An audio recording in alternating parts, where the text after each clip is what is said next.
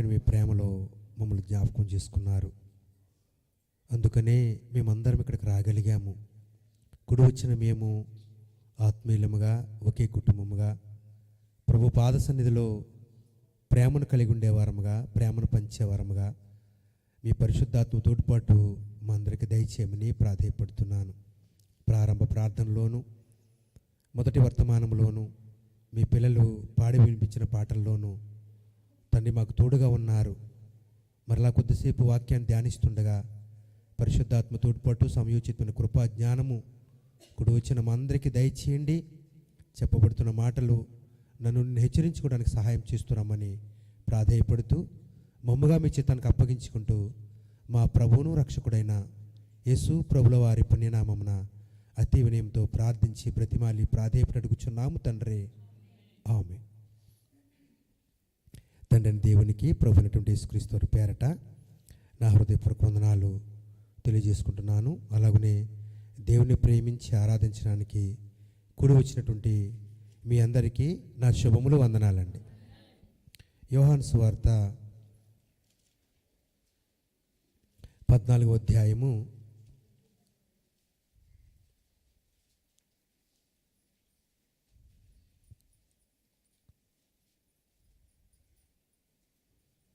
'అందరం తీద్దామండి. Page number 96, 97 క్రొత్త నిబంధన. యోహాను సువార్త 14వ అధ్యాయము 15వ వచనాన్ని చదువుకుందాం. మీరు నన్ను ప్రేమించిన యెడల నా ఆజ్ఞలు, చాలండి. చదవబడిన దేవుని వాక్యాన్ని బట్టి దేవుని మనసు ఎందరికి తెలుసు అనే దాని గురించి చెప్పుకుందాం. దేవుని మనసు ఎందరికి తెలుసు అనే దాని గురించి కొద్దిసేపు వాక్యాన్ని ధ్యానిద్దాం.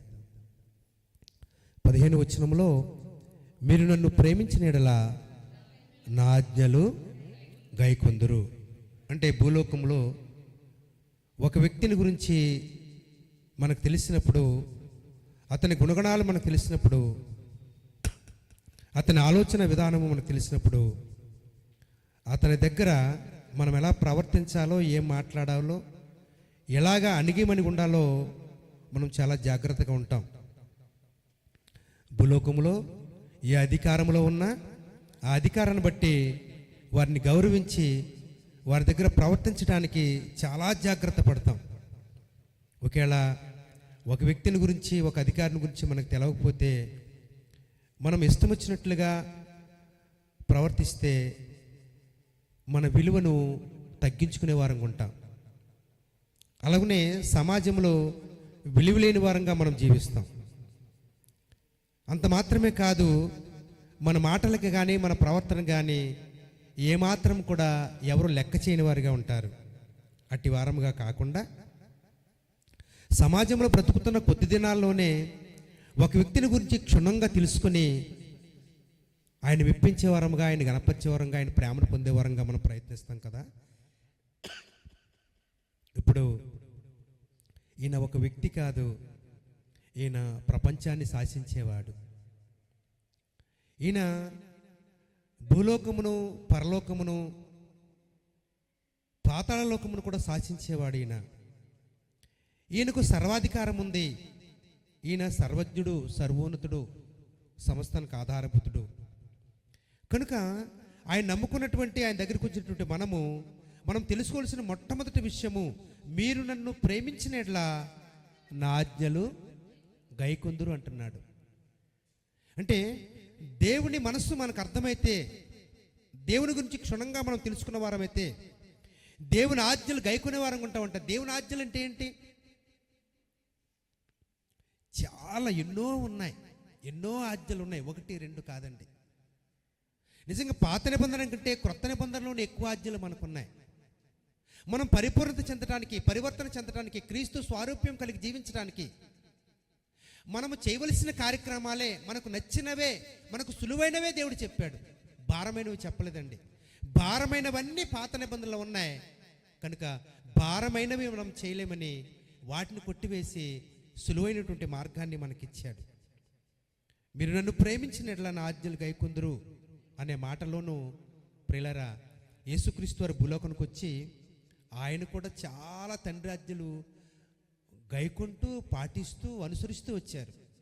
ఉదాహరణకి మరి కొన్ని విషయాలు, యేసు ప్రభు వారు బాప్తిసం తీసుకోవడానికి మరి యోహాను గారి దగ్గరికి వచ్చినప్పుడు, నాయనా మీ చేత నేను బాప్తిసం పొందాలి, మీరు నా చేత బాప్తిసం పొందుతారా అంటే యేసు ప్రభు అంటారు, నీతి యావత్తు ఎలాగూ జరగవలసి ఉంది అంటాడు ఆయన. అంటే వాక్యం ఇలా రాసి ఉంది, తండ్రి ఇలాగ అనుకున్నాడు కనుక మనం ఇలాగే చేయాలి. మనం ఇలాగే, యేసు ప్రభు వారికి అధికారం ఉంది, జ్ఞానం ఉంది, ఎన్నో విషయాలు ఆయనకు తెలుసు, ఎన్నో విషయాలు ఆయన చేసి చూపించారు. ఆయన వాక్యానికి లోబడ్డారు, ఆయన వాక్యానికి లోబడ్డారు. కనుక ఏది జరిగినా, ఏమి మాట్లాడుకున్నా, ఏమి చేయాలనుకున్నా, ఎక్కడ ఏమి చెప్పాలనుకున్నా ఆయన తండ్రిని అడిగి మాత్రమే, తండ్రికి లోబడి మాత్రమే, తండ్రి చిత్తాన్ని నెరవేర్చడానికి ఆయన ఆజ్ఞలు గైకుంటూ వచ్చారు. యేసుప్రభు నెరిగినటువంటి మనము, యేసుప్రభు నమ్మినటువంటి మనము, యేసు కొరకు జీవిస్తున్నామని చెప్పుకున్నటువంటి మనం కూడా దేవుని ఆజ్ఞలు పాటించే వరముగా మనం ఉండాలంటండి. యాకోబు రాసిన పత్రిక 2వ అధ్యాయము, యాకోబు రాసిన పత్రిక 2వ అధ్యాయము 10వ వచనంలో చాలా చక్కటి మాట ఉంది. ఎవడైనను అమ్మా ధర్మశాస్త్రమంతయు గైకొనియు ఒక్క ఆజ్ఞ విషయంలో తప్పిపోయినడెలా ఆజ్ఞలు అన్నిటి విషయంలో అపరాధి ఎగును అంటున్నాడండి. అపరాధి ఎగును ప్రియుల. కనుక ఇప్పుడు ఆజ్ఞలు అనుసరించే వారంగా మనం ఉన్నాం, చాలా నేర్చుకుంటున్నాం, చాలా పాటిస్తున్నాం, ఒక్కొక్కటిగా మనం విడిపించుకుంటున్నాం, ఒక్కొక్కటిగా మానేసుకుంటున్నాం. ఇది చేయకూడదు, ఇలా చూడకూడదు, ఇలా మాట్లాడకూడదు, ఇలా ప్రవర్తించకూడదు, ఎన్నో విషయాలు. అమ్మో నేను దేవుని నమ్ముకున్నాను, ఆయన పరిశుద్ధుడు, ఆయన పరిపూర్ణుడు, ఆయన ఎరిగిన వారుగా, లేకపోతే ఆయన తెలుసుకున్న వారముగా, ఆయన మనసు ఎరిగిన వారంగా నేను భూలోకంలో ఎలా బ్రతకాలో అని మనం అర్థం చేసుకుంటున్నాం. చాలా విషయాలు మనం నేర్చుకుంటున్నాం, చాలా విషయాలు తగ్గించుకుంటూ వస్తున్నాం. కానీ ప్రియులారా ఇక్కడ అంటున్నాడు, ధర్మశాస్త్రం అంతయు అంటే, ఒకవేళ మనం అనుకుందాం ఒక 100 ఆజ్ఞలు ఉన్నాయనుకుందాం, 100 ఆజ్ఞలు ఉన్నాయనుకున్నాం, 99 చేసాం. ఎన్ని చేసామండి? 99 చేసాం. ఏ ఒక్కటో మనకి అనుకూలమైంది, మనకు కావలసింది, మనకిష్టమైంది మనం చేయలేకుండా ఉన్నాం. మన మనసు ఏమనిపిస్తుంది అంటే, శరీర సంబంధం మనసు ఏమనిపిస్తుంది అంటే, 99 చేశాను కదా, చాలా చేశాను కదా, ఈ చిన్న విషయంలో దేవుడు సహించలేడా, ఈ చిన్న విషయంలో దేవుడు తట్టుకోలేడా, ఇది పెద్ద పొరపాటు కాదు కదా, ఇది పెద్ద పాపమేమీ కాదు కదా, ఇది ఎవరికి నేను అన్యాయం చేయలేదు కదా, ఎవరిని దోచుకోలేదు కదా, ఎవరిని మోసగించలేదు కదా. ఒకవేళ దేవుని వాక్యానికి, దేవుని దృష్టికి అది పొరపాటు అయితే, అది పాపమైతే, అది చేయకుండా పని అయితే, మనము 99 పాటించిన ఒక్కటి కూడా పాటించలేని వారమంటండి. ఒక్కటి కూడా పాటించలేని వారమంట ప్రేమని దేవుని పిల్లలారా. ఎందుకంటే మోషేని జ్ఞాపకం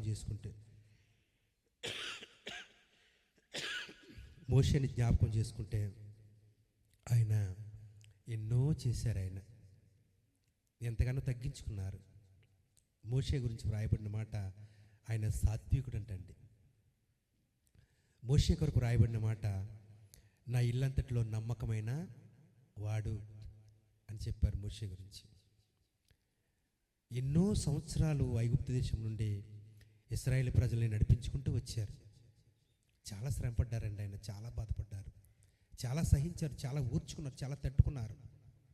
ఒక తల్లి తన రొమ్మున పిల్లల్ని ఎలాగ ఆనుకొని లాలిస్తుందో, పాలిస్తుందో, అలా దేవుని ఆజ్ఞ ప్రకారము ఆయన అలాగా పెంచుకుంటూ వచ్చాడు వారిని. చివరికి ఒక ఆజ్ఞ విషయంలో ఆయన పొరపాటు చేశారు. ఒక ఆజ్ఞ విషయంలో ఆయన చిన్న పొరపాటు చేశారు. ఆ చిన్న పొరపాటుకి, మోషే నిన్ను కనాన్ దేశం తీసుకెళ్దామను, కానీ నిన్ను తీసుకువెళ్ళను, ఎందుకంటే నా నామాన్ని, నన్ను ఇశ్రాయేలు ప్రజలైనటువంటి నా ప్రజల మధ్య నువ్వు నన్ను సన్మానించలేదు, గౌరవించలేదు, కనుక నువ్వు దూరా నుండి మాత్రమే కనాను దేశాన్ని చూడాలి తప్ప నువ్వు పరోక్షంగా నువ్వు అక్కడికి వెళ్ళలేవు, ప్రత్యక్షంగా అక్కడికి వెళ్ళలేవు, పరోక్షంగా మాత్రమే చూడాలి. అంటే జస్ట్ చూడటం వరకే, కానీ ప్రత్యక్షంగా దాన్ని నువ్వు చూడలేవు, కనులారా దాన్ని అనుభవించలేవు అని దేవుడు చెప్పినట్లుగా మనం వింటాం. ఎంత బాగా జీవించారు ఆయన, ఎంత తగ్గించుకున్నారు, ఇశ్రాయేలు ప్రజలు పట్టించుకున్నారు, చాలా శ్రమలు అనుభవించారు, ఎన్నో యుద్ధాలు చేశారు, మోకాళ్ళని ప్రార్థన చేశారు, ప్రభువుకు అప్పగించుకున్నారు. ఆయన చిన్న విషయంలో వాగ్దాన దేశాన్ని చూడలేకపోయారంటే అంటే ఒక్క విషయంలో పొరపాటు చేస్తే ఎవరిని సహించడు అనే మాట మనకు అర్థం కావాలి. మోషే చేస్తేనే సహించలేదు, మరి మనం చేస్తే సహిస్తారా? ఆయన సహించరు.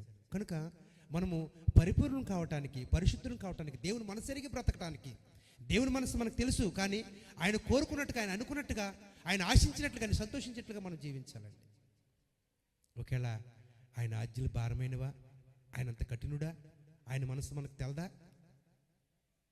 అని అనుకుంటే కనుక, కొంతమంది అలాగ అనుకుంటే కనుక దేవుడు చెప్తున్నాడు మత్తయి సువార్త 11వ అధ్యాయంలో, మత్తయి సువార్త 11వ అధ్యాయంలో చాలా చక్కటి మాట, మనల్ని ఆదరించే మాట చెప్తున్నాడు ఆయన.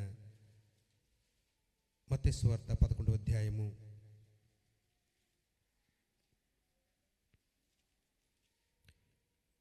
28 నుండి మనం చదువుకుందాం. ప్రయాసపడి భారం మోసుకున్న సమస్తమ జనులారా నా యొద్దకు రండి, నేను మీకు విశ్రాంతిని కలుగచేతును. నేను సాత్వికుడను, దీన మనస్సు కలవాడను కనుక మీ మీద నా కాడి ఎత్తుకుని నా యొద్ద నేర్చుకునుడి, అప్పుడు మీ ప్రాణములకు విశ్రాంతి కలుగును. ఎలయనగా నా కాడి సులువుగాను నా భారము తేలికగాను. నిజంగా దేవుని మనసు మనకు అర్థమైతే, దేవుని ఎరిగిన వారమైతే ఆయన ఇష్ట ప్రకారమే మనం నడుచుకుంటామండి, ఆయన ఇష్ట ప్రకారమే జీవిస్తాము. ఎందుకంటే దేవుడు మన మీద పెట్టిన భారాలు, దేవుడు మన మీద పెట్టిన కాడి చాలా సులువైందంట, చాలా తేలికైందంట. కష్టమైనవి ఆయన అనుభవించాడు, భారమైనవి ఆయన అనుభవించాడు. మనం దేవునిలో జీవించడానికి, దేవుని కొరకు బ్రతకడానికి దేవుని భారాన్ని మనకి తేలికగా చేశాడు, దేవుని కాడిని సులువుగా చేశాడు. మనం విని వాటిని అనుసరించే వారంగానే ఉండాలి. మనం నమ్మి ఆయన బ్రతికినట్లుగానే మనం బ్రతకాలి. చాలా తేలికైనవి, చాలా సులువైనవండి. లోబడితే, ఎప్పుడండి లోబడితే, దేవుని ఇష్టాన్ని మనం తెలుసుకుంటే, మనం లోబడే మనసు మనకుంటే, అనుసరించే మనసు మనకుంటే, దేవుని వారంగా బ్రతకలు ఎవరేమనుకున్నా పర్లేదు, ఎవరెలా జీవించినా పర్లేదు, నేను మాత్రం దేవుడు కోరుకున్నట్టుగా, దేవుడు అనుకున్నట్టుగా, దేవుడు ఆశించినట్టుగా నేను బ్రతికితే చాలనే మనసు మనలోకి వస్తే అది చాలా తేలికనిపిస్తుందండి. ప్రార్థనకు రావటమైనా, పాటలు పాడటమైనా, వాక్యాన్ని చదవాలనుకున్నా, వాక్యాన్ని అర్థం చేసుకోవాలనుకున్నా, ఇతరులను ప్రేమించాలనుకున్నా, ఎదుటి వారికి సహాయం చేయాలనుకున్నా, ఒకవేళ మన మీద శత్రుత్వం కలిగి, విరోధం కలిగి ఉన్న వారిని క్షమించాలనుకున్నా, అది తేలికగా ఉంటుందంటండి, అది తేలికగా ఉంటుందంట. ఎందుకంటే యేసు ప్రభు మనసు మనకు వచ్చేస్తుందండి. యేసు ప్రభు మనసు మనకు అర్థమైతే, దేవుని మనసు మనకు అర్థమైతే, దేవుని నిజంగా మనం ఎరిగిన వారమైతే ఆయన మనసే కలిగి మనం ప్రవర్తిస్తాం. క్షమించడం, పాపానికి దూరంగా ఉండటం, శత్రువుని కూడా ప్రేమించడం, అందరిళ్ళ మంచి స్వభావం కలిగి మనం జీవించడం, అందరిని అర్థం చేసుకునే ఆలోచన కలిగి జీవించడం, అందరినీ కలుపుకునే మనసు కలిగి జీవించడం, ఎవరిని తోలనాడం. ఎందుకంటే దేవుని మనసు మనకు అర్థమైతే ఆయన బ్రతికినట్టే బ్రతుకుతాం. ఎలాగంటే లోకములో కొద్ది కాలమే బ్రతకాలి. మనం లోకములో కొద్ది కాలమే బ్రతకాలి, ఎక్కువ కాలం బ్రతకమండి. ఆరోగ్యమున్నా, అందమున్నా, ఆస్తులున్నా, ఐశ్వర్యమున్నా, అధికారాలున్నా, అందరూ కావాలనుకుంటున్నా, లేకపోతే మన మీద చాలా భారాలున్నా, దేవుడు మనకిచ్చిన ఆయుష్కాలం మాత్రమే బ్రతుకుతాము, కొద్ది కాలం మాత్రం బ్రతుకుతాం. ఈ కొద్ది కాలం బ్రతికే మన బ్రతుకులో తరతరాలు చెప్పుకునేలాగా బ్రతకాలంటండి. అది దేవుని అర్థం చేసుకోవడం, అది దేవుని మనసు కలిగి ఉండటం, అది దేవుడు మనకు అర్థమవటం. తరతరాలు మన గురించి చెప్పుకునేలాగా బ్రతకాలంటండి ప్రియులారా. అంటే ఎవరి మీద విరోధభావం ఉండకూడదు, ఎవరిని దూషించే వారంగా ఉండకూడదు, ఎవరిని తోలనాడే వారంగా ఉండకూడదు. యేసు ప్రభు వారు ఆయన మత్తయి సువార్తలో చాలా మంచి విషయాలు చెప్తారండి. ఒక సహోదరుని ద్రోహి అంటేనే వాళ్ళకి పరలోకం లేదంట, శిక్షకు అర్హులైపోతారంటున్నాడు, మీరు తీర్పులోకి వస్తారంటున్నాడు. కనుక ఒకవేళ మన ప్రేమ వారికి అర్థం కాలేదా, మన క్షమాపణ వారికి అర్థం కాలేదా, మన మంచితనం వారికి అర్థం కాలేదా, వదిలేద్దాం, దేవునికి అప్పగించుకుందాం. ఎవరికండి? దేవునికి అప్పగించుకుందాం. దేవునికి అప్పగించుకుంటే ఎవరికి ఎలా చేయాలో, ఎవరిని ఎలా ఉంచాలో, ఎవరిని ఎలా వంచాలో ఎవరికి తెలుసు? దేవునికి మాత్రమే తెలుసు. ఆయన బలమైన వాడు, ఆయన బలిష్ఠుడు, ఆయన జ్ఞానవంతుడు. మనకి జ్ఞానం దయచేసి లోకంలో దేవుని వలె జీవింపు చేసేవాడు కనుక మనము దేవునికి అప్పగించుకుందాం. దేవునికి అప్పగించుకుందాం. మనం బ్రతికే కొద్ది కాలము అందరినీ అర్థం చేసుకోవడానికి, అందరితో ప్రేమ కలిగి ఉండడానికి, అందరికీ మనమేంటో, నేను ఏ మార్గంలో జీవించేవాడిని, ఏ మార్గంలో జీవించేదాన్ని, నేను ఎలా బ్రతికేదాన్ని, నేను ఎలా బ్రతికేవాడిని. కానీ యేసుని తెలుసుకున్న తర్వాత, ఎవరినండి? యేసుని తెలుసుకున్న తర్వాత నా మార్గాన్ని సరిచేసి, నన్ను బ్రతికించి, నన్ను పోషించి, నన్ను స్వస్థపరిచి, నాకు జ్ఞానం ఇచ్చి, నా కుటుంబాన్ని కట్టి, నా జీవితాన్ని నిలబెట్టి, నా పిల్లలకు నాకు కావలసిన సమస్తాన్ని సమకూర్చిన ఆ దేవుని మార్గంలో నేను జీవిస్తున్నానని ప్రజలకు తెలియచేయాలంట. ప్రజలకు అర్థమయ్యేలాగా మనం బ్రతకాలంటండి. అప్పుడు మాత్రమే మనము దేవుని ఎరిగిన వారముగా, దేవుని మనసు ఎరిగిన వారంగా మనం జీవిస్తామండి. 1వ యోహాను రాసిన పత్రిక 3వ అధ్యాయంలో ఒక మంచి మాట ఉంది, చూద్దాం. 1వ యోహాను రాసిన పత్రిక 3వ అధ్యాయము 9వ వచనమండి. దేవుని మూలముగా పుట్టిన ప్రతివానిలో ఆయన బీజము నిలుచును గనుక వాడు పాపము చేయడు. పుట్టినవారు గనుక పాపము చేయజాలరు అంటున్నాడు. చూసారు ప్రియులారా? నిజంగా దేవుడు మనకు అర్థమైతే, యేసుప్రభువు వారు మనకు అర్థమైతే, ఆయన మనసు మనం ఎరిగి జీవిస్తే, ఆయన ఎరిగిన వారమని మనం చెప్పుకుంటే, ఎరిగిన వారమైతే ఏ క్షణంలోనూ, ఏ సందర్భంలోనూ, ఏ శుభకార్యంలోనూ, ఏ ప్రయాణంలోనూ, ఏ సలహా ఇచ్చే విషయంలోనూ పాపము చేయమంటండి. పాపం చేసే వారిలో అంటున్నాడు దేవుడు, నా ఆత్మ లేనివాడు దేవుని వాడు కాడు, నా వాడు కాడు అంటున్నాడు. మనం పాపం చేయడానికి పూనుకున్నామంటే దేవుని ఆత్మ లేనట్లే, పరిశుద్ధాత్మ మనలోంచి దూరం అయిపోయినట్లే. ప్రియమైన దేవుని పిల్లారా, పరిశుద్ధాత్మ మనలో జీవిస్తే, పరిశుద్ధాత్మ హెచ్చరికలు మనం తీసుకుంటే, పరిశుద్ధాత్మ మన దగ్గరలోనే ఉంటే మనం పాపానికి భయపడతాం, మనం పాపానికి దూరంగా ఉంటాం. పాపం చేయడానికి మన శరీరం, మన అవయవాలు ఏమాత్రం అసలు ఒప్పుకోవండి. కానీ మనసాక్షి చచ్చిపోయిన వారు మాత్రమే మంచినీళ్ళు తాగినట్టు తాగేస్తారు, పాపాన్ని చేస్తారు అలాగా. కనుక 9వ వచనంలో మనకు అర్థం కావాలి. 9వ వచనంలో దేవుని మూలముగా పుట్టినవాడు వానిలో ఆయన బీజము నిలుచును గనుక వాడు పాపము చేయడు అంటున్నాడు. అంటే దేవుని బీజమే మనలో ఉండాలంటండి. నేను నిజమైన ద్రాక్షవల్లిని, తీగెలు మీరు అంటున్నాడు ఆయన. నా తండ్రి మంచి వ్యవసాయకుడు అని చెప్తున్నాడు. కనుక దేవుని వ్యవసాయంలో మనం ఉండేవారం ఉండాలండి. దేవుని వ్యవసాయంలో ఫలించే వారం ఉండాలి. దేవుని వ్యవసాయంలో క్రీస్తులో నిలిచే వారం ఉండాలి. క్రీస్తులో జీవం ఉంది, క్రీస్తులో వెలుగుంది, క్రీస్తులో సత్యం ఉంది, క్రీస్తులో యథార్థత ఉంది, క్రీస్తులో పరిశుద్ధత ఉంది. ఇవి ప్రతిఫలాలు. ఈ ఫలాల్ని మనము అనుభవించే వరంగా, ఫలించే వరంగా మనం ఉండాలంటండి. క్రీస్తులో నిలవాలంటండి, మనం క్రీస్తులో అంటకట్టబడాలంటండి. ఎందుకంటే తండ్రి దగ్గర నుండి దేవునిలోకి జీవం వస్తుంది. ఆ యేసుక్రీస్తులో ఉన్నటువంటి జీవాన్ని మనం అనుభవించే వరంగా, దాని సారాన్ని మనం పొందే వరంగా మనం జీవించాలంట. కాయ వలన చెట్టేంటో తెలుస్తుందంట. కాయ వలన చెట్టేంటో మన జీవితాన్ని బట్టి, మన మాటలను బట్టి, మన ప్రవర్తన బట్టి, మన ఆలోచన బట్టి, మనం ఎవరమో, ఏ మార్గంలో జీవిస్తున్నామో ప్రజలకు అర్థమవుతుందంట. అప్పుడు దేవుని గౌరవించే వారు ఉంటారు, దేవుని మనసుకి బ్రతుకుతున్నారు, దేవుని ఎరిగిన వారికి బ్రతుకుతున్నారు. నిజంగా తండ్రి ఆజ్ఞలు ఎలా పాటించారు యేసుక్రీస్తు వారు, యేసుక్రీస్తు లాగానే జీవిస్తున్నారు అని మన గురించి చెప్పుకుంటారంట. 1వ యోహాను 4వ అధ్యాయము ఇదే పత్రిక 7వ వచనంలో, ప్రియులారా మనము ఒకరినొకరు ప్రేమింతము అంటున్నాడు. ప్రియులారా, ఒకవేళ దేవుడు మనకు అర్థమైతే, దేవుని మనసెరిగి మనం బ్రతికితే, నిజంగా దేవుని గురించి ఆలోచన చేసి, నిజంగా దేవుని గురించి తెలుసుకోవాలనే ఆలోచన మనకున్నట్లయితే లోకంలో బ్రతికే కొద్ది కాలంలో ప్రేమగానే జీవిస్తామంట. ప్రియులారా, మనము ఒకరినొకడు ప్రేమింతము అంటున్నాడు. ఒకరినొక్కడు, బయటి వారినే ప్రేమించమంటున్నాడు. బయటి వారితోటే ప్రేమగా ఉండమంటున్నాడు. మన కుటుంబంలో ఓ తల్లి, తండ్రి, పిల్లలు మనము ప్రేమ కలిగి లేకపోతే మనం దేవుని నమ్ముకున్నామన్న నిదర్శనం ఏంటి? అసలే అత్తమామలు ఉంటారు, తల్లిదండ్రులు ఉంటారు, కడుపున పుట్టిన పిల్లలు ఉంటారు. మనం దేవుని నమ్ముకున్నాం, దేవుని దగ్గరికి వచ్చాం అంటే కనీసం ప్రేమ.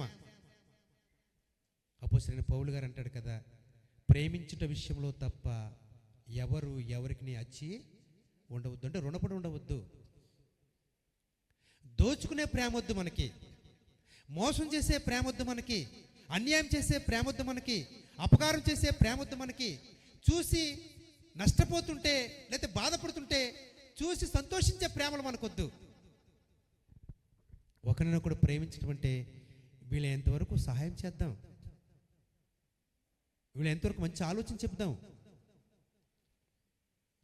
వీలైనంతవరకు ఎదుటి వారిని అర్థం చేసుకోవడానికి ప్రయత్నం చేద్దాం, వీలైనంతవరకు వారి నష్టాల నుండి, వారి కష్టాల నుండి విడిపించడానికి ప్రయత్నం చేద్దాం, వీలైనంతవరకు మంచి సలహా, మంచి సూచన ఇచ్చే వారంగా ఉందాం, వారిని కాపాడే వారంగా ఉందాం, వారిని బ్రతికించే వారంగా ఉందాం, వారిని పోషించే వారంగా ఉందాం. ఒకరినొకరు అర్థం చేసుకుంటే, ఒకరినొకరు ప్రేమించి ఉంటే ఇన్ని విషయాలు ప్రేమలో ఉన్నాయి. అవి యేసుప్రభు వారు చేశారు. మనం మంచివాళ్ళమనో, మనం నీతివంతులమనో, మనం యథార్థవంతులమనో, మనం చాలా జ్ఞానవంతులమనో, మనం చాలా గొప్పవారమనో, దేవుని కొరకు చాలా మంచి ఆరాధన చేసేసామనో దేవుడు మనల్ని ప్రేమించలేదు. మనము మన పరిస్థితి, మన బలహీనమంట, మనం పనికిరాని వారమంట, మనం పాపులమంట, మనం దూరపరచబడిన వారమంట, అయినా మనల్ని ప్రేమించాడు దేవుడు. ఎందుకంటే అది దేవుని మూలముగా పుట్టిందని కింద రాస్తాడు. చూస్తారా? ఎలా అనగా ప్రేమ దేవుని మూలముగా కలుగుచున్నది. కనుక దేవుని మూలముగా కలిగిన ప్రేమ యేసుక్రీస్తు వారు మనకు అందించారు. యేసుక్రీస్తు వేడుకుంటే, యేసుక్రీస్తు వారు ప్రార్థిస్తే పరిశుద్ధాత్మని ఆదరణకర్తని దేవుడు మన దగ్గరికి పంపించాడు. ఆయన కూడా మనల్ని ప్రేమిస్తూనే ఉన్నాడు, ఆదరిస్తూనే ఉన్నాడు, ధైర్యపరుస్తూనే ఉన్నాడు.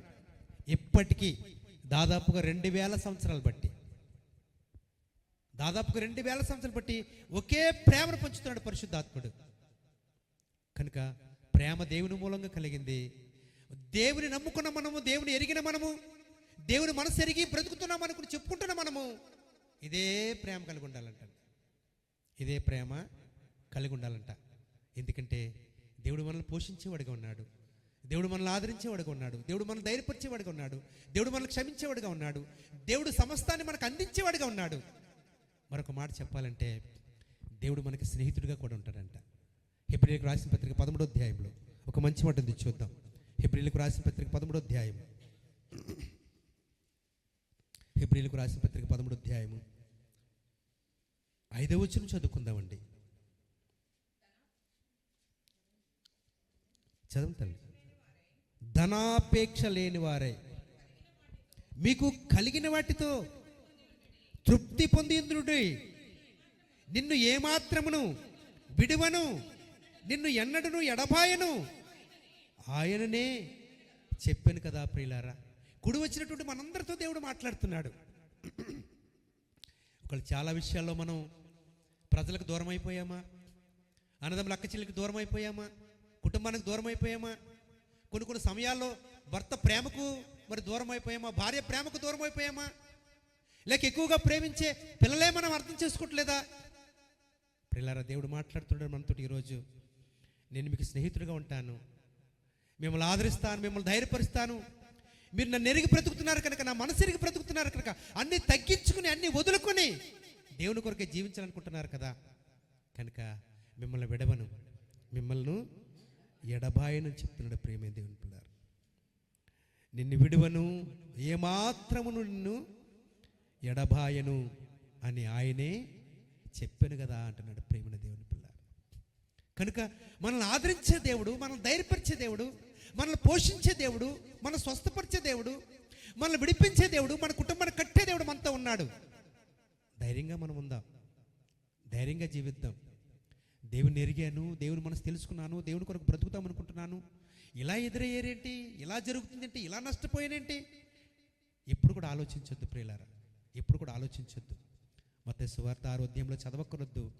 ఆయన అంటాడు, ఒక మనుష్యుడు, ఒక స్త్రీకి, ఒక పురుషుడికి ఒక ఆలోచన ఉంటుందంట. ఏమి తినాలి, ఏమి త్రాగాలి, ఏమి ధరించుకోవాలి, ఎలా ఉండాలి. దేవుడు అంటున్నాడండి, ఈ భూలోక సంబంధమైనవన్నీ మీకు కావాలని నాకు తెలియదా? మిమ్మల్ని పోషిస్తాను, మీకేం కావాలో నాకు తెలుసు, మీకు అన్నీ ఇస్తాను. ఇచ్చే దేవుడు ఎలాగుంటాడంటే సమయానుకూలంగా ఇస్తాడండి, సమయానుకూలంగా ఇస్తాడండి. మీ పిల్లలకి 5వ తరగతి, 4వ తరగతి, 3వ తరగతి చదువుకునే పిల్లలకి 500 నోటు ఇస్తారా మీరు? ఇస్తారండి? లేకపోతే 10,000 కట్టిస్తారా మీరు? ఏమండి? లేకపోతే ఒక 50,000 కట్ట మీ దగ్గర ఉంచుకుని చక్కగా మీకు అవసరమైనప్పుడు వాడుకుని అంటామా? అనమండి. 500 ఇచ్చే రోజు ఉంది, 1000 రూపాయలు ఇచ్చే రోజు ఉంది, లేక 10,000 కట్టి ఇచ్చే రోజు ఉంది. వారికి వయసు పెరిగినప్పుడు, వారి అవసరాలు వారు అర్థం చేసుకున్నప్పుడు, డబ్బు విలువ వారికి తెలిసినప్పుడు దాన్ని మనం ఇస్తాము. అంతకుముందు మనం ఇవ్వం, ఉందని మనం ఇవ్వం. దేవుడు ఉన్నవాడు, దేవుడు అన్నీ చేయగలడు, కానీ సమయానుకూలమైనటువంటి సహాయం ఆయన అందిస్తాడు. సమయానుకూలమైన సహాయము ఆయన అందిస్తాడు. ఎప్పుడంటే దేవుని మీదనే ఆధారపడినప్పుడు, దేవుని మీదనే ఆధారపడినప్పుడు. పిలిపిలకు రాసిన పత్రిక 4వ అధ్యాయము 13వ వచనంలో ఒక మంచి మాట ఉంది, చూద్దాం. పిలిపిలకు రాసిన పత్రిక 4వ అధ్యాయము 13వ వచనం అండి.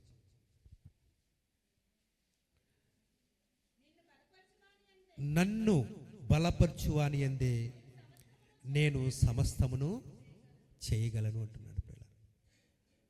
చాలా విషయాల్లో దేవుని నమ్మిన తర్వాత, దేవుని అర్థం చేసుకున్న తర్వాత, దేవుని వాక్యము చదివిన తర్వాత, దేవుని వాక్యం విన్న తర్వాత, దేవుని వాక్యం అర్థమైన తర్వాత మనం అనుకుంటామంటే అండి, దేవుడు అర్థమయ్యాడు, దేవుని తెలుసుకున్నాను, దేవుడు కోరుకున్నట్టుగా బ్రతకాలనుకుంటున్నాను, కానీ ఎంత బలహీన పడిపోయినేంటి, ఎంత నష్టం వచ్చింది ఏంటి, ఇన్ని వ్యాధులు మమ్మల్నే పట్టి పీడిస్తున్నాయేంటి, అందరూ మమ్మల్ని వేధిస్తున్నారేంటి, అందరూ మాకు దూరం అయిపోయారేంటి, అందరూ మమ్మల్ని చెదరించుకుంటున్నారేంటి, ఎవరు అర్థం చేసుకోవట్లేదు. ఎంత తగ్గించుకుందాం అనుకున్నా, ఎంత నోరు కట్టుకుందాం అనుకున్నా, ఎంత సహిద్దాం అనుకున్నా మమ్మల్ని అలా చూడటం లేదు, మమ్మల్ని అలాగ అర్థం చేసుకోవట్లేదు, ఏం చేయమంటారు అనే ఆలోచన చాలామందిలోకి వస్తుందండి.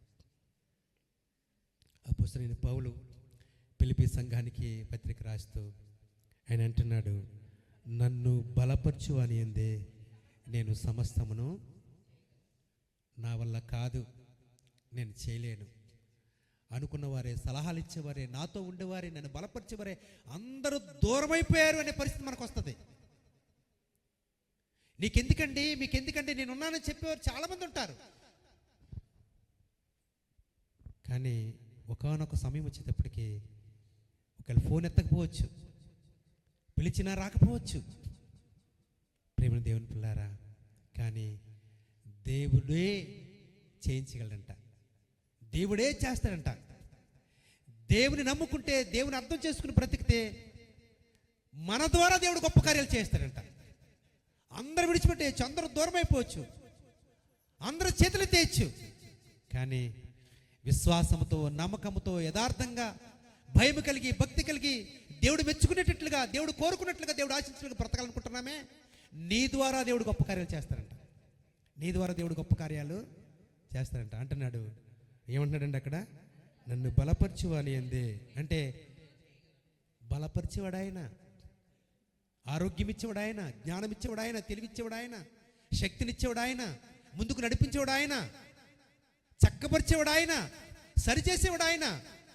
కనుక ఆయన ఎరిగే బ్రతుకుదాం, మనం ఆయన ఎరిగిన వారంగానే బ్రతుకుదాం, ఆయన మనసు తెలిసిన వారంగానే జీవిద్దాం. మనం జీవిస్తే, మనం బ్రతికితే అనేకులు మనల్ని చూచి నిజంగా వారు నమ్ముకున్న దేవుడు గొప్ప దేవుడు, వారు నమ్ముకున్న దేవుని వల్లనే చాలా గొప్ప కార్యాలు చేస్తున్నారు, వాళ్ళు అద్భుత కార్యాలు చేస్తున్నారు, ఆశ్చర్యకార్యాలు చేస్తున్నారు. ఎంత గొప్ప దేవుడిని వారు ఆశ్రయించారని ప్రజల నోటి మీద విలేసుకుని దేవుని గౌరవింతారంట ప్రియులారా. ఇర్మియా గ్రంథం 1వ అధ్యాయంలో చాలా చక్కటి మాట ఉందండి. ఇర్మియా గ్రంథం 1వ అధ్యాయము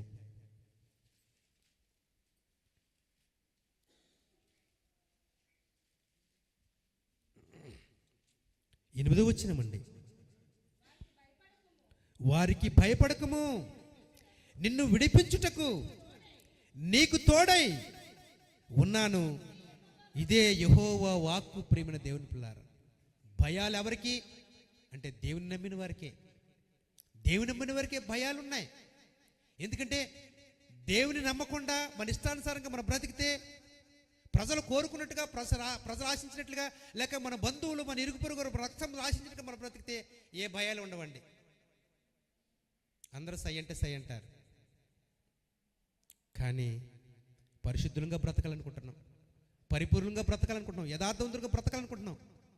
దేవుడు తెలవకముందు, సత్యం తెలవకముందు, నిజం తెలవకముందు ఎలాగో జీవించాం. కానీ తెలిసిన తర్వాత మన మనస్సాక్షి మనల్ని గద్దెస్తుంది.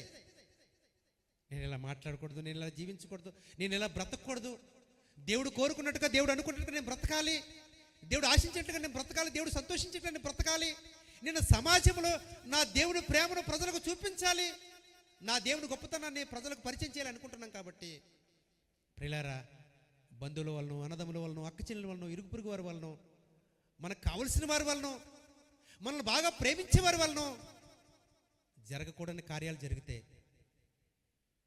అనకూడని మాటలు మాట్లాడతారు, చేయకూడనటువంటి కార్యాలు వారు చేయడానికి ఇష్టపడతారు.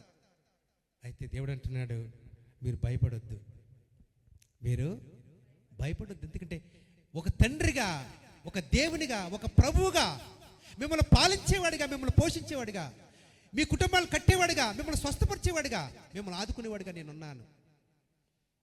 దేవుడు వాగ్దానం చేస్తున్నాడండి. దేవుడు వాగ్దానం చేస్తున్నాడు, వారికి భయపడకము అంటున్నాడండి.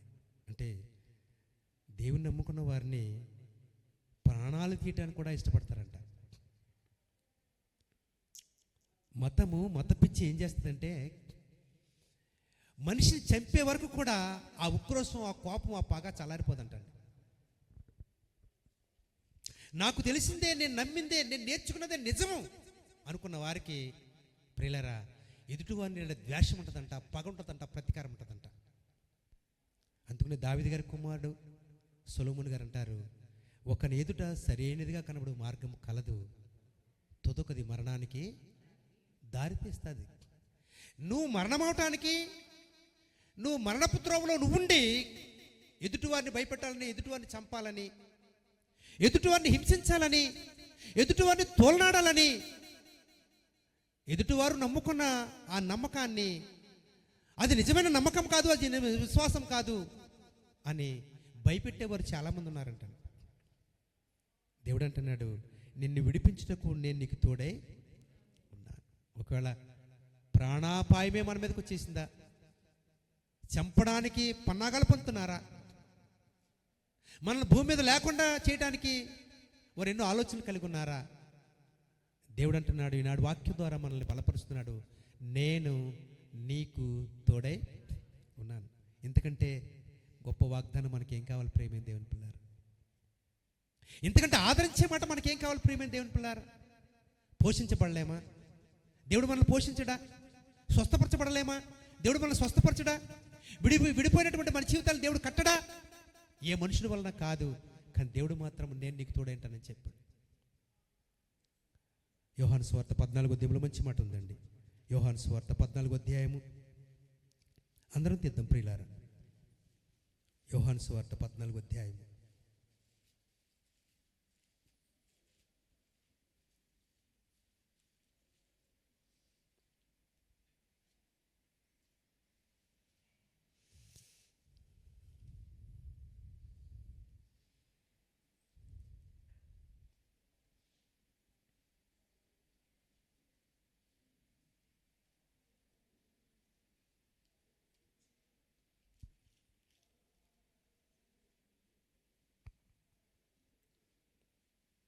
6వ వచనమండి.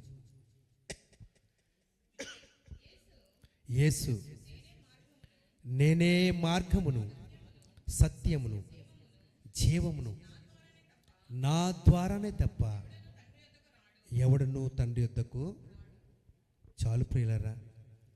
తండ్రిని దేవుడు యేసుక్రీస్తు అనుభూలకు పంపించారు. ఆయన తన దగ్గరికి చేరిన వారందరికీ చెబుతున్న మాట, నేను మీకు మార్గాన్ని చూపిస్తాను. నేను మీకు మార్గాన్ని, ఎన్నో మార్గాలు నడిచే మనం, ఎన్నో మార్గాలు జీవించాం, ఎన్నో మార్గాలను అనుసరించే మనం, ఎన్నో మార్గాలను నమ్ముకున్నాం మనం. అన్నీ దూరం అయిపోయినాయి, అన్ని ఒడిదని తెలిసింది. ఎవరు కూడా మనల్ని ఆత్మీయంగా పెంచేవారు కానీ, మనం బలపరిచేవారు కానీ, మనల్ని ఆదరించేవారు కానీ, మనల్ని ధైర్యపరిచేవారు కానీ లేరు అని మనకు అర్థమైపోయింది.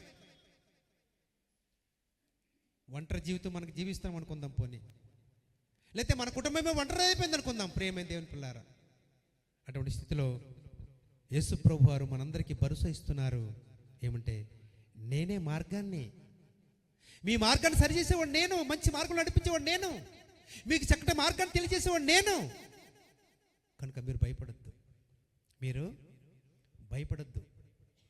మిమ్మల్ని ఆదరించి, మిమ్మల్ని పోషించి, మిమ్మల్ని క్షమించి, మీ కుటుంబాన్ని కట్టి, ఈ మార్గంలో నడవటం వల్ల నాకు ఆనందం ఉంది, ఈ మార్గంలో నడవటం వల్ల నాకు సంతోషం ఉంది, ఈ మార్గంలో నడవటం వల్ల నాకు నెమ్మది ఉందని చెప్పుకునే మార్గాన్ని నేను చూపిస్తాను. ఆ మార్గాన్ని తెలియచేయడానికి నేను వచ్చాను. అందుకనే యేసు నేనే మార్గం అంటున్నాడండి. నేనే మార్గం. ప్రియులారా, ఇది ఒక క్రైస్తవ జనాంగాన్ని కాదండి, ప్రపంచంలో నరవతారమెత్తి బ్రతుకుతున్న ప్రతి ఒక్కరికి చెప్తున్న మాట ఆయన. ఎన్నో మార్గాల్ని ఎవరెవరో బోధించారు, ఎవరెవరో చాలా విషయాలు చెప్పారు. ఇది నిజము, ఇది సత్యము, ఇది నిజము, ఇది సత్యము అని చాలామంది చెప్పారు. అందుకు యేసు ప్రభువు వారు అంటారు, నాకంటే ముందు వచ్చిన వారందరూ దొంగలను దోచుకునేవారు. ఏం చేశారంటండి? ప్రజల్ని దోచుకున్నారు, ప్రజల్ని మభ్యపెట్టారు, ప్రజలను ఆకర్షించారు. కానీ సత్యమైన మార్గంలో జీవింపలేకపోయారండి. జీవింపచేయడానికి ప్రయత్నం చేయలేకపోయారు. దోచుకోవడానికే, స్వార్థం చూపించడానికే, అనుభవించడానికే, సంపాదించుకోవడానికే, మూట కట్టుకోవడానికే వారు ఎదురు చూశారు.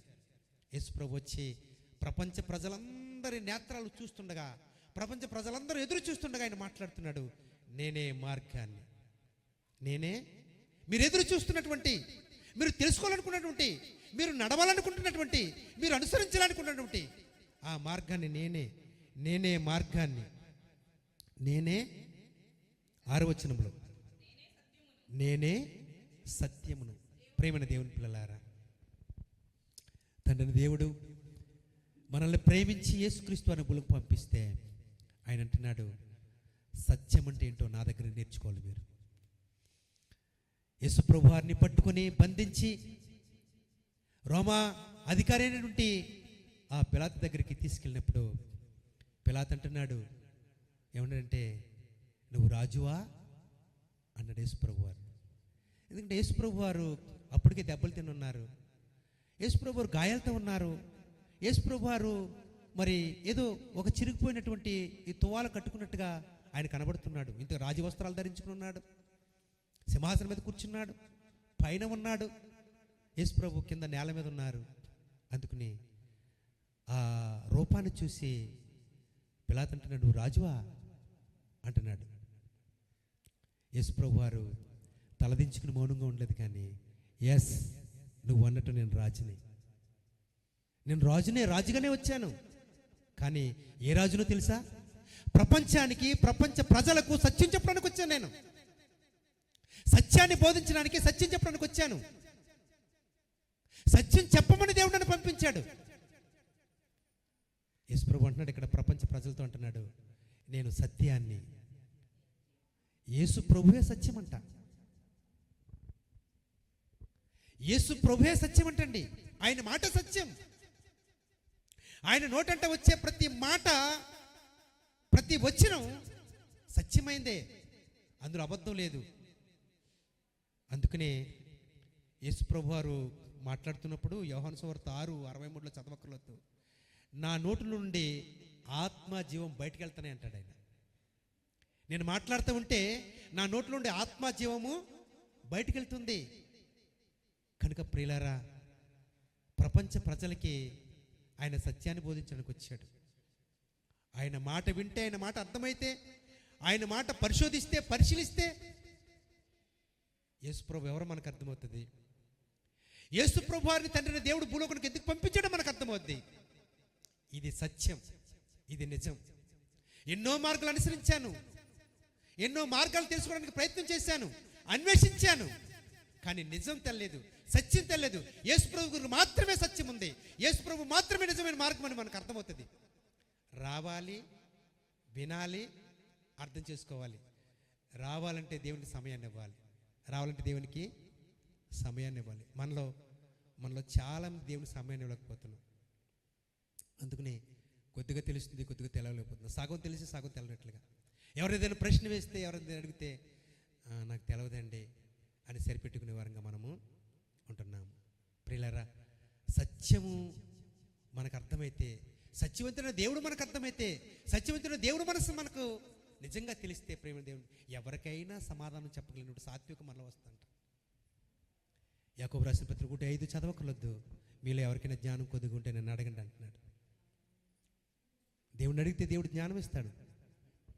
దేవుని సత్యం అంటే మనకు అర్థమవుతుంది. కనుక యేసు నేనే మార్గమును, నేనే సత్యమును, నేనే జీవమును అని చెప్పినటువంటి యేసు ప్రభు వారు ప్రేమ దేవుని పిల్లారా, జీవము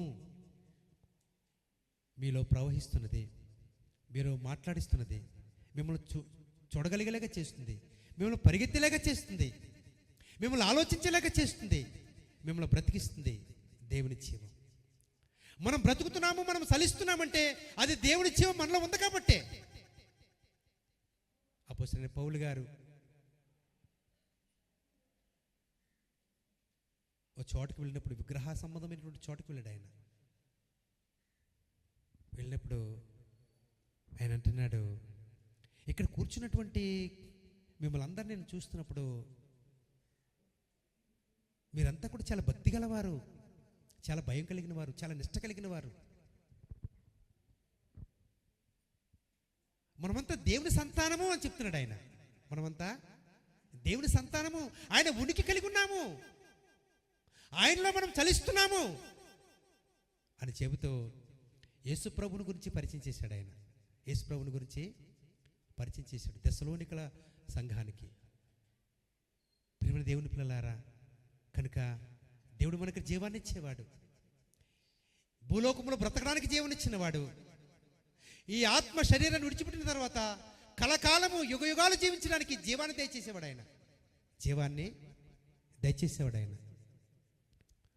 ఆరాధనకు వచ్చిన మనం, దేవుని ప్రేమించి దేవుని సమయాన్ని ఇచ్చిన మనము, ఒక 2 గంటలు ఆత్మీయులతో దేవుని పిల్లలతో కలిసి ఉంటున్నాము. మనము ప్రేమైన దేవుని పిల్లలారా, దేవుని ఎరిగిన వారముగా, దేవుని మనసు ఎరిగిన వారముగా, దేవుడు కోరుకున్నట్టుగా, దేవుడు అనుకున్నట్లుగా మనం జీవించే వరంగా ఉంటే, ఇదిగో దేవుడు మనల్ని ఆదరించడానికి, మనల్ని బలపరచడానికి, మనల్ని స్వస్థపరచడానికి, మనల్ని విడిపించడానికి, మనల్ని క్షమించడానికి ఎన్ని మాటలైతే చెప్తూ వచ్చారో అవన్నీ నా జీవితంలో పొందుకునే వరంగా ఉంటాం. ప్రార్థన చేసుకుందాం. అందరు తల ఉంచి కళ్ళు మూసుకుందాం. ప్రియులారా, మమ్మలను మిక్కిలిగా ప్రేమించిన మా కన్న తండ్రి, మీ నామను కొందనాలు స్తోత్రాలు చెల్లించుకుంటున్నాను. ఈ ఉదయకాల సమయంలో మీరు మాతో మాట్లాడుతూ వచ్చారు. మేము నిన్ను ఎరిగిన వారమైతే, నీ మనసు తెలుసుకుని మేము బ్రతికితే, మా తోడుగా ఉండేవాడవుగా, మా నీడగా ఉండేవాడవుగా, ధైర్యపరిచేవాడవుగా, బలపరిచేవాడవుగా, పోషించేవాడవుగా, ఆదుకునేవాడవుగా. ప్రపంచంలో ఎన్నో మార్గాలు ఉన్నాయి, చక్కటి మార్గాన్ని మాకు తెలియచేసేవాడుగా. ఎన్నో మాటలు మేము ఉంటున్నాము, నిజము, వాస్తవము, సత్యం మీ దగ్గరే ఉందని మీరు చెప్తున్నారు. సత్యాన్ని తెలియచేసేవాడుగా, భూలోకంలో బ్రతకడానికి జీవాన్ని ఇచ్చేవాడుగా, చనిపోయిన తర్వాత నైనా మేము పరలోకంలో బ్రతకడానికి జీవాన్ని దయచేసేవాడుగా మీరున్నారని మాకు తెలియచేశారు. నీ మాటలు విన్న మేము యోగ్యులముగా, నమ్మకస్తులముగా, యథార్థవంతులముగా, పరిశుద్ధులముగా, పవిత్రులముగా, నిర్దోషులముగా, నిష్కలంకులముగా, గొర్రె పిల్ల రక్తంలో కడగబడిన నమ్మకస్తులముగా ఎదుటి కనపడడానికి సహాయం చేయమని ప్రాధేయపడుతూ, ఇప్పుడు వచ్చిన పిల్లలైనటువంటి సంఘం అంతటిని మీ చేతికి అప్పగించుకుంటూ, జరిగిన కార్యాలు మీ చేతానికి అప్పగించుకుంటూ, ప్రభు వాళ్ళకి వెళ్తుండగా ప్రతి ఒక్కరు సిద్ధపడి మీ బలలో పాలు పొందే నా భాగ్యాన్ని దయచేయమని మా ప్రభువును రక్షకుడని యేసు ప్రభు వారి నామమున అతి వినయంతో ప్రార్థించి ప్రతిమాలి ప్రాధేయపడి అడుగుచున్నాం తండ్రి.